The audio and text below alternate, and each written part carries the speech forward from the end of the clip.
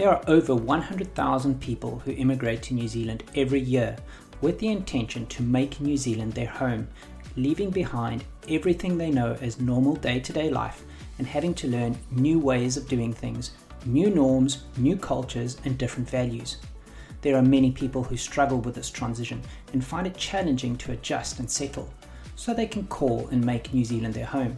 The purpose of this podcast is for me to share my journey and our challenges with the hope that you can learn from me and my family and have a softer landing.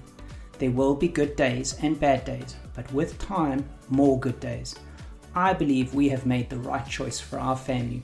I want to try and help you do the same, but hopefully with a softer landing. This is Soft Landing, and I am your host, Brett Corlett.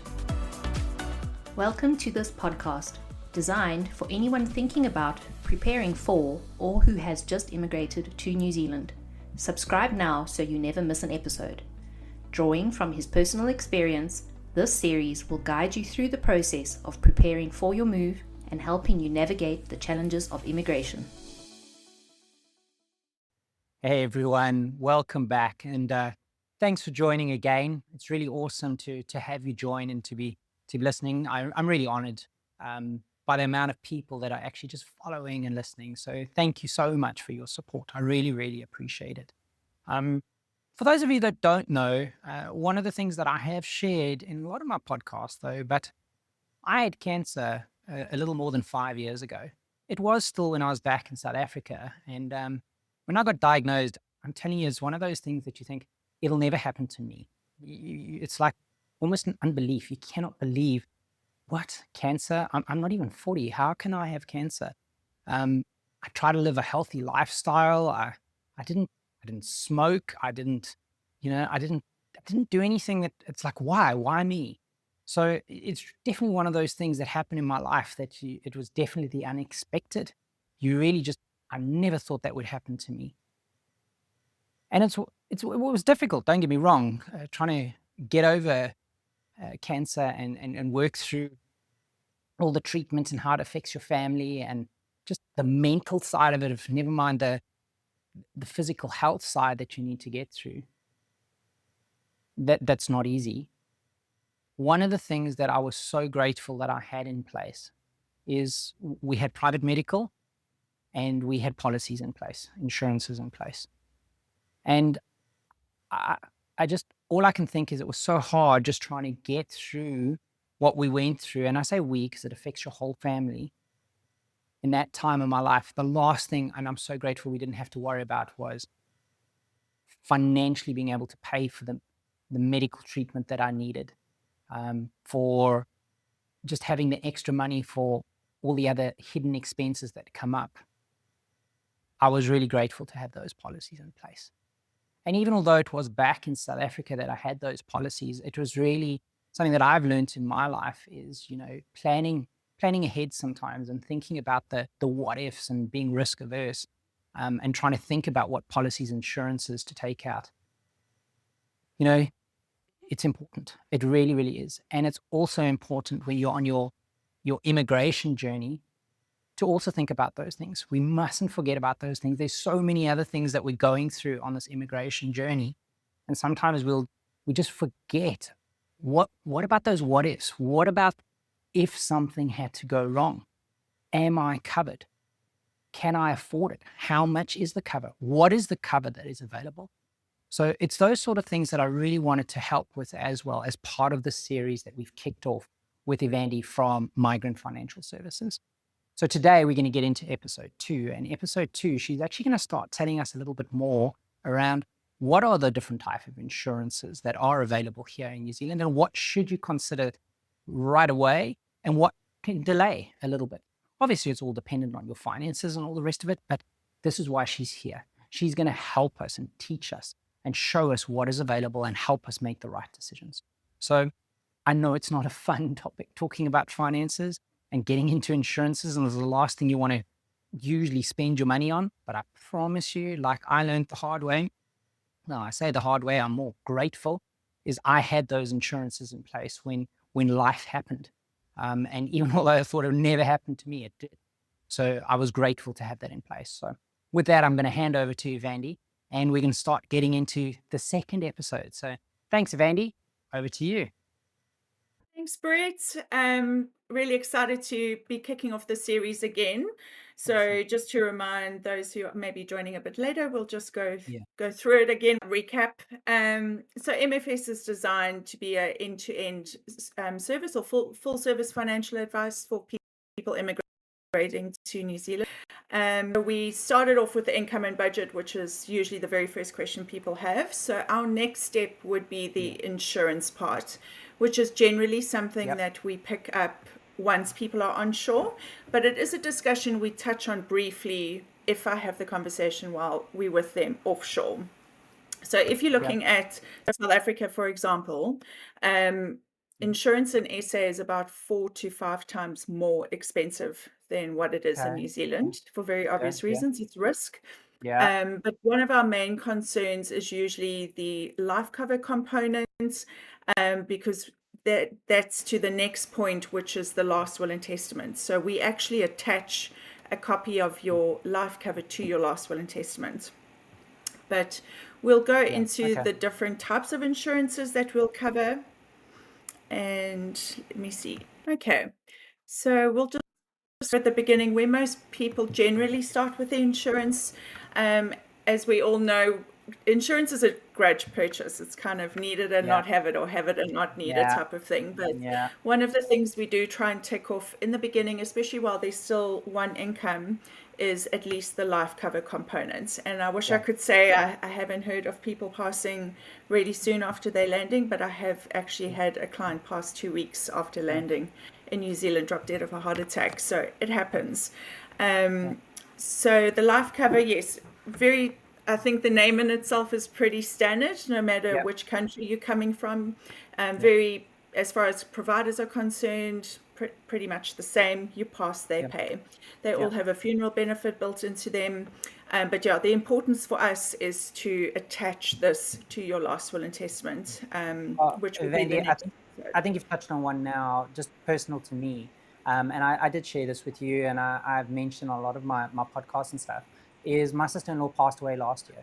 And I'm telling you, it's life. That's what happens. We would never have expected this.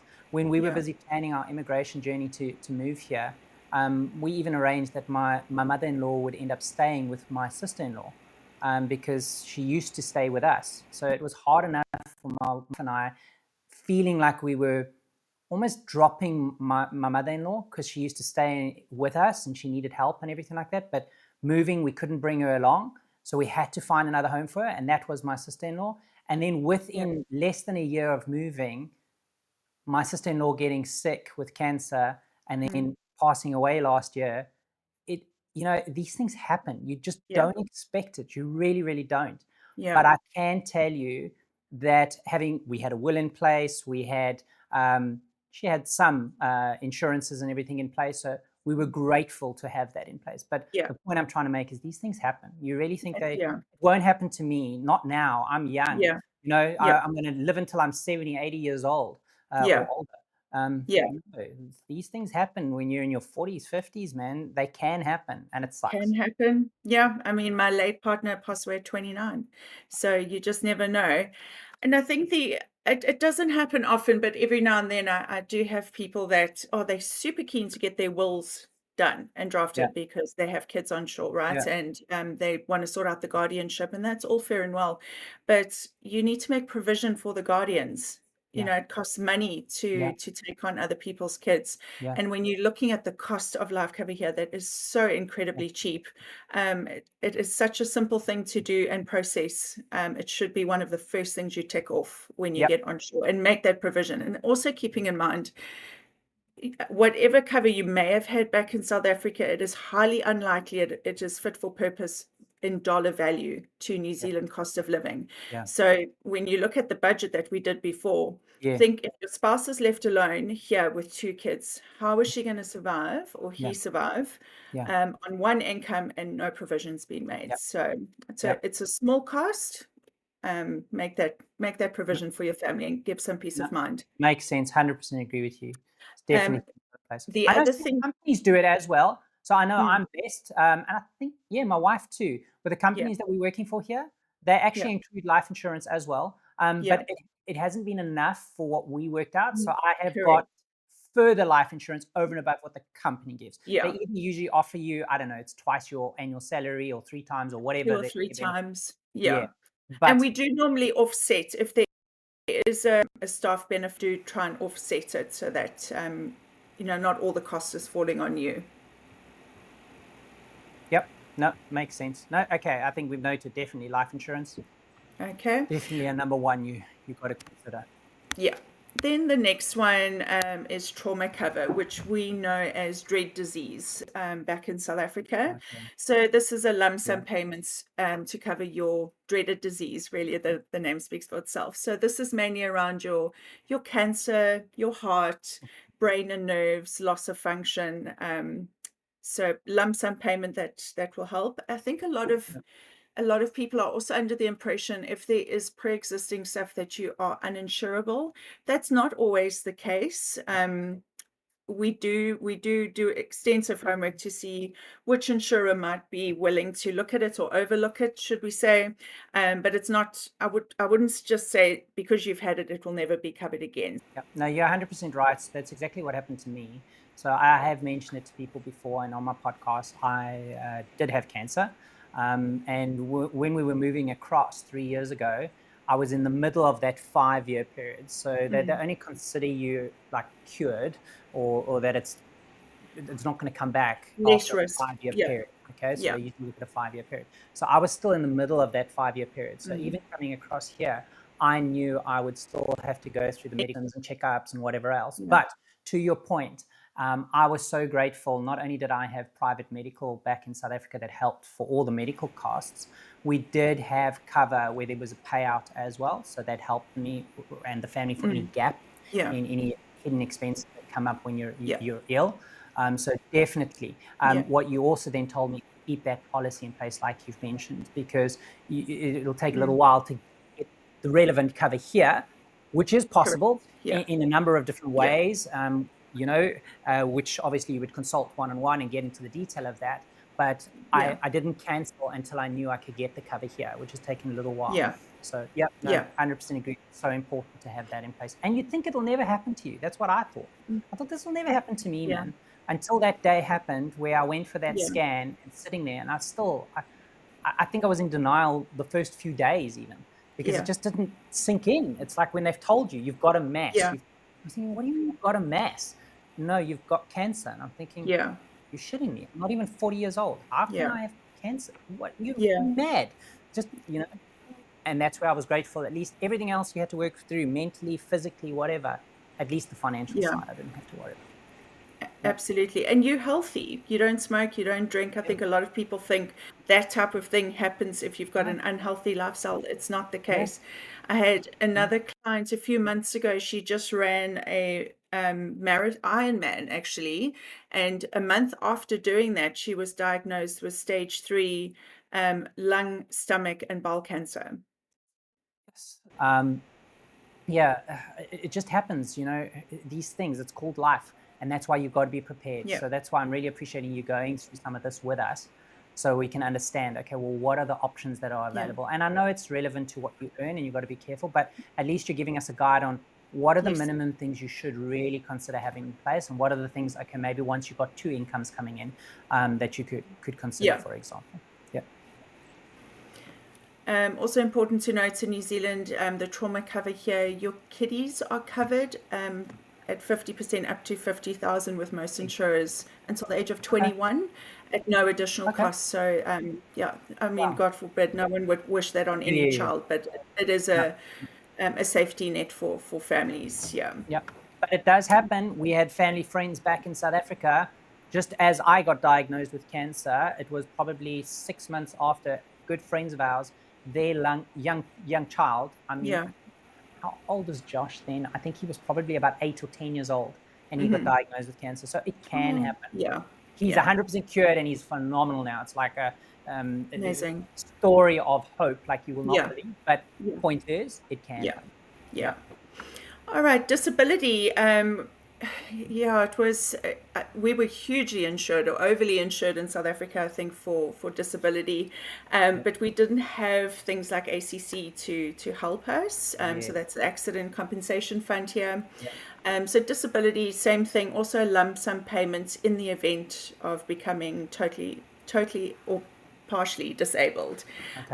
So there are different variants of that. It's not necessarily only landing up in a wheelchair. It's really anything that causes you to become disabled that you're unable to work. So there would be mental health components, neurological diseases maybe that could affect your physical ability. Also lump sum payments, just as important as life cover, in my opinion, because I think there are two sure things that will stop you from earning, and that would be death and disability. So 100%, 100%. Yep. And I can even think, I mean, you think about the different skill sets that are coming across here. If you're a nurse, for example, in the medical or the medical industry, you need to be physically able to be able to do your job. So or a trade. Or trade, 100%. You need to be able to do, you've got to be physical to be able to do. And if you can't bring in money, just your family, 100% makes sense. Yep. All right, then income protection. And this is always such a difficult one because it's hugely important when you're here on one income because there is only one income. So we do try and look at the mortgage and income components in the beginning for that one person earning. So the mortgage component can also be your rent. So you don't need to own a home to have this. If you're renting, you can also insure. So you can insure either 150 up to 115% of your rent, which will basically then cover your rent and utilities, which is 70% of your expenses if you look at our budget before, or 45% of your income.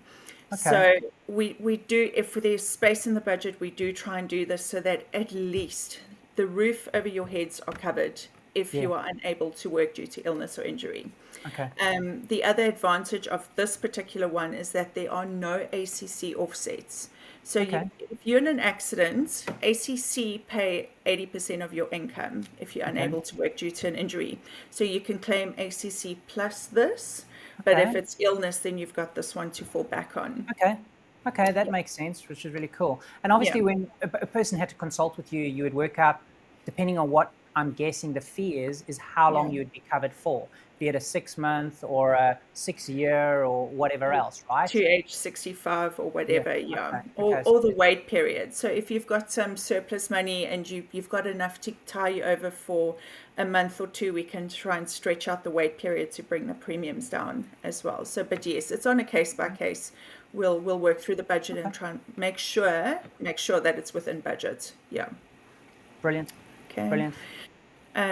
The other income protection, that one does have ACC offsets, so you can't claim both, but you can insure more of your income. So we do see a lot of companies offering income protection as a staff benefit. If that is the case, normally those work benefits pay for 2 years. So what we would then do is put a 2-year wait period on your personal income protection, which brings that cost right down, so that when the work one stops paying, your private one will then start paying, so that you're fully covered. Awesome. Okay. Specific injury, I don't remember this in SA. I think it is pretty unique in New Zealand. I could be wrong. This is basically an income protection for breaking bones. It's for smaller injuries. It pays quite a bit, and it only pays out for up to 12 months, depending on how bad the break is. But really good. I think if you're in a trade or you're into hectic sports or adrenaline stuff, maybe not the worst idea to have something like this. And also on a case by case, depending on your situation. Definitely a different one, not one that I'm used to hearing about. So no. Cool. But strangely enough, when there's one very big insurer here that was the first to bring it out, they were inundated with claims when they actually launched this product, and they had to go back and redo the underwriting wording for it because they felt it was too lax there. I think they were hemorrhaging money from the amount of claims from it. So Well, it's just about showing you the amount of people that are being a bit reckless and breaking bones and whatever else was a bit scary. That's another story on it. Yeah. But yes, I get you. Yeah, I Yeah. was wondering in the back of my mind, how do they make this financially viable for them? Or the premiums must be so high. I Yeah. don't know. That's just what I was thinking. Yeah, no, premiums are actually really, really low, but it is very specific what they pay for. So, definitely not like your income Okay. protection. They have a list of breakages and that you need to endure in order for them Okay. to pay out. Also, no ACC Okay. offsets on that one. So, all Okay. right, Yeah. private health, which I think is probably one of the biggest discussions in New Zealand, Yeah. especially amongst us South Africans that are so used to having a private medical aid back home. Yeah. I think I'm just going to stop the screen because the next one. Yeah. Let's talk through it. All Yeah. right, Go for so it. private medical, yeah. Um, Look, in my opinion, I've personally gone through something where I had an injury that took 4 years in total to kind of get through Yeah. all my specialist surgeries, etc., because of the wait times. Yeah. Yeah. That is the biggest thing here. It's not about the quality of care. There is nothing wrong with the Yeah. quality of care through the state systems here. It's the wait period. There's just Yeah. such a shortage of medical staff in the country at the moment, but I cannot fault the Yeah. country's quality of care in any Yeah. way, shape, or form. Yeah. Yeah. So the wait time is the biggest thing, and then the other biggest thing, in my opinion, probably number one, would be the non-pharmac treatments. So that is your newer, more advanced treatments, whether it be cancer or other diseases, depending on the insurer that would pay non-pharmac for non-cancer related issues. It's things that the state doesn't pay for. Those Yeah. medicines can run around 500,000 a year. Yeah. Yeah. Okay. And it's those life-changing meds Yeah. that you just won't get it here otherwise. So Yeah. that's the huge component for it. I know a lot of people take it out to get that dental cover or the Yeah. optometry cover. Yeah. But in my opinion, the cover's so minimal that for me wouldn't be the driving force. The driving force would be to get into a specialist quicker, to have the elective surgery quicker, and get the treatment you need and get back to work. Yep. So I'll just add there, you're 100% right, Ivandee. So we already mentioned, I came across here and I was in the middle of, being post in my cancer treatment and everything Yeah. in South Africa. Now, when I first got here, I had to rely on state for all those follow-up checks and everything with my cancer treatment. Yeah. So I had to get a state-assigned oncologist. I had to go for MRIs via state. I had to go for blood tests and scans and all the rest of Yeah. it. That was covered by state. Although we were on a private medical when we first got here, Yeah. straight off the bat, they said, look, they're not going to cover me 100% for pre-existing conditions. I had to stay, there's stipulations, like what type of policy I had to be Yeah. on for X amount of period, whatever, till I eventually got all that cover. So I had to go through state. And just to your point, it worked. The care I got was just as good as the private care that I got back in South Africa, but it took forever. And when I say forever, I mean, when I was on Discovery back in South Africa, you book with your oncologist, you would see them within the same week or next week. Okay, so I booked for whatever appointment I had to have. You needed to get a scan, he would tell you, you go within a couple of days, if not the next day, and get your scan done. Whereas here, I first had to go through to a GP. The GP had to assign, had to refer me to an oncologist. I only got to meet that oncologist. It took months before I got my first meeting with the oncologist. The oncologist meets you, gets caught up on your case, and then says, okay, we need to do further scans. That took further months to get those scans done. So I'm talking, it took months to get things done. It gets done, and the care is great, it's just long. And now, since then, I've now been here 3 years, and I'm on full private medical, everything, even pre-existing conditions are covered now. So I've had to also experience going through some medical treatments and whatever since then, but now not doing it through state. And to your point, it's almost like you jump the queue. Because yes, I still have to go to my GP, and yes, he still refers me to a specialist, but the specialist sees you quicker, private, and he sees me quicker. And generally, it's at his private offices or whatever else as well, or offices linked to the medical insurance that you've got. So in my case, it's Southern Cross, so I could go to that quite quickly. And he had to do a surgery or whatever. I Yeah. couldn't get all the detail of that. But Yeah. within a week, he was able to book me into the surgery. So Yeah. it moved quickly. Yeah. Probably the same people that also help out in the public sector. 100, yeah, and they do. Yeah, Yeah. they do. But yeah, It's they just a get lot paid quicker. quicker. Yeah. So that was the benefit, Yeah. yes, exactly, of having the private medical insurance. Yes, we also get the optometrist stuff, and yes, we also get the dental care, so I can go, because dental's damn expensive here. Yeah. It's like ridiculous. Okay, so that's probably a tip. Sorry, side note. If you're in your home country, get all your dental work done as much as possible. Then come here, because I promise you, it's damn expensive. Yeah. Anyway, that also helps. So, yep, no, Yeah. 100% hear you with the private care. So I still think if you can afford it, it's something you can do once you've got two incomes, for sure. it's something. Absolutely. Yeah. Yeah. And I think the other important thing for me was to be able to go for a second opinion. You know, if you're going through NHI, you're going through ACC, who you get is who you get, unless you want to go back to that queue. So that was a huge driving factor for me as well. I never want to be in that position again where I have to wait so long to get into a specialist or to get a surgery done. And for me, I would cut my budgets in other places just to make provision for that. Yeah. And there's ways you can dial down the costs and that, you know, but yeah, we'll talk to each individual family and see what's best for them as well. No, thanks, Ivandee. 100% agree. Private insurance, it's something, if you can work it into your budget, agreed. Yeah. It's something that's really worth it. And don't think that you're coming to a first world country and it's all perfect. Yeah. It's not. We do have problems as well. We don't have enough doctors and specialists in the medical fields and whatever else. And a lot of them, it's true that a lot of them do go to Australia and whatever else. But we do struggle. That's why we've got the issues we've got. Yeah. But the care you do get through, like you said, really good. is good. It's just to get to see the people that are there, that are those specialists. And that's where the private medical helps you jump the queue. Yeah. So that's what you want to be able to do. So, awesome. Absolutely. And then, the last component would be just the business insurance. We do see it quite a bit, you know, as soon as immigrants get residency, quite a few want to move on to the next stage, start their own businesses.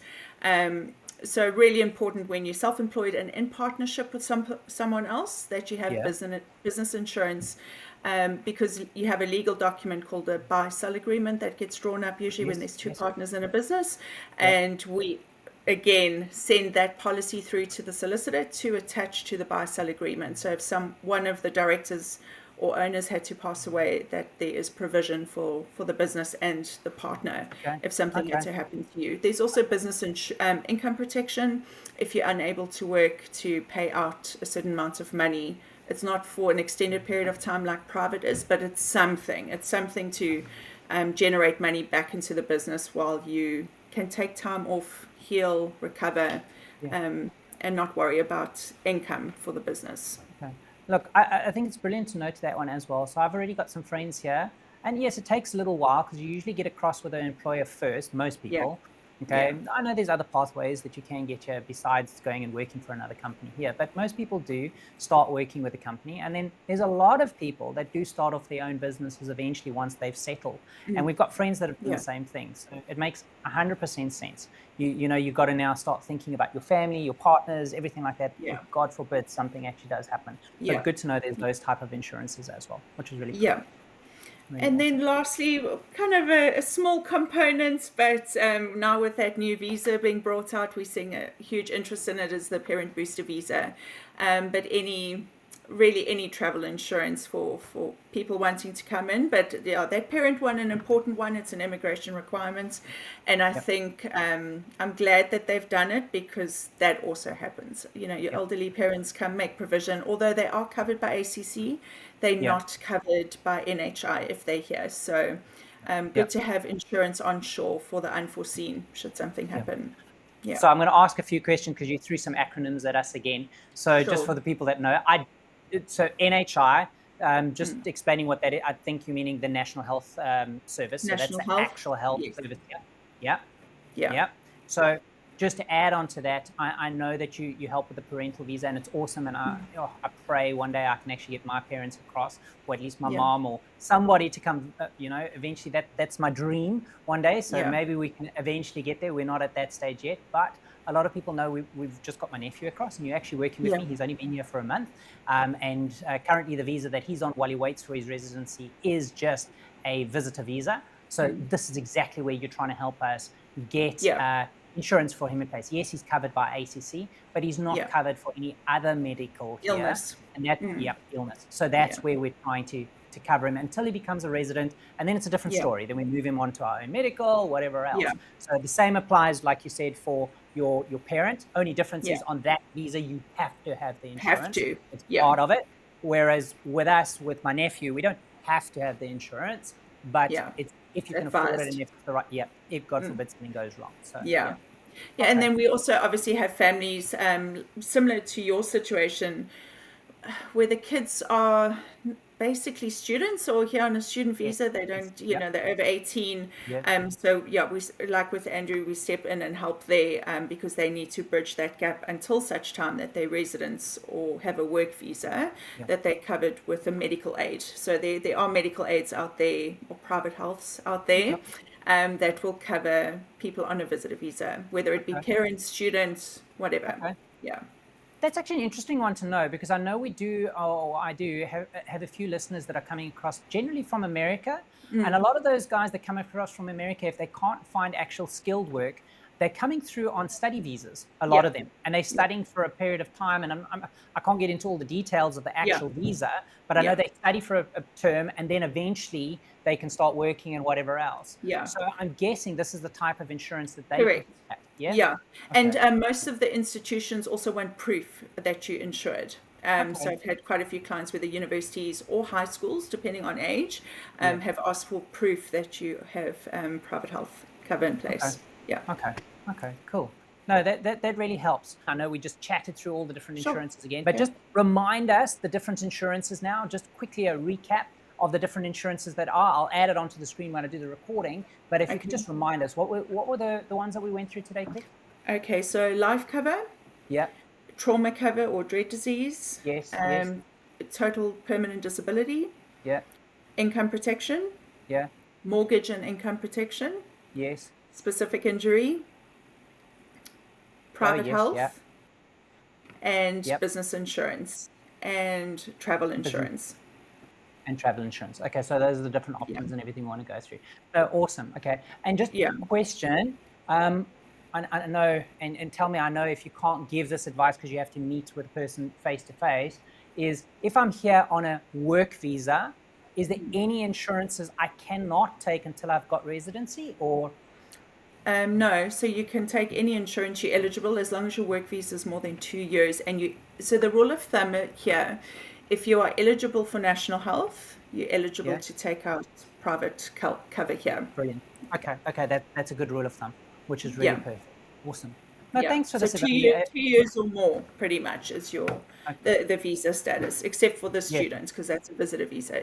Yes, but that's a different insurance that goes and different links to insurance. that. Correct. Makes sense. No, really, thanks for this, Ivandee. This really does help. I mean, this is, like I was saying in the very beginning when I opened up, this is something that a lot of people, you said it, it's a grudge purchase. You don't. It's not fun talking about insurances and stuff like this. I'm sorry. I know it's your world, but it's not fun.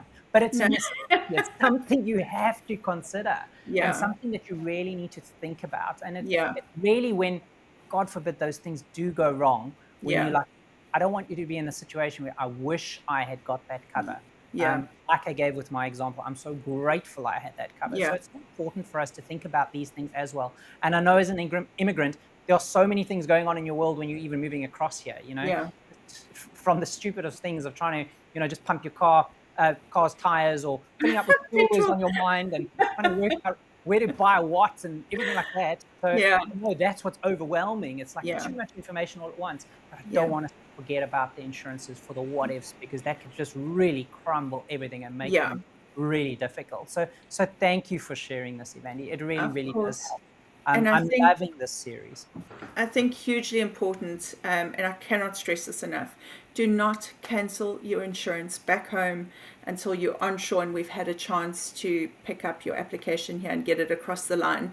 You don't know we can't give advice while you're still abroad. We have to wait until you're onshore and go through the motions with the insurer here. Don't cancel your cover until we've had a chance to switch you over on this side.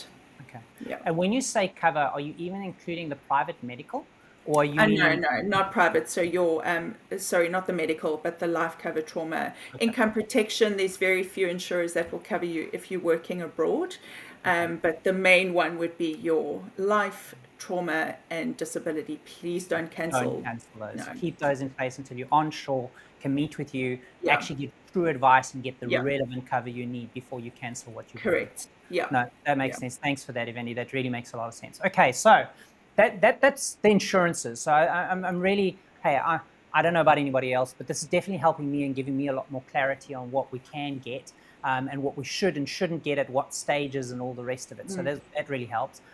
What's the next step? We're obviously going to be talking next. I think that's now where we're going to do that interview with Alistair, and we're going to talk through will and testaments. Yep. Correct. Yeah. So as we take out your life cover, the first thing we do is send a copy to your solicitor to attach to your will. And we'll explain in the next series why that's an important step as well. Brilliant. Ivandee, thank you for your time today. This was really cool.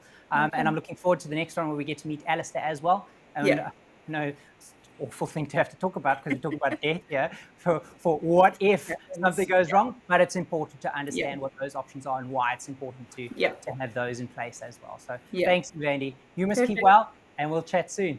Thanks, Brett. Cheers. Bye.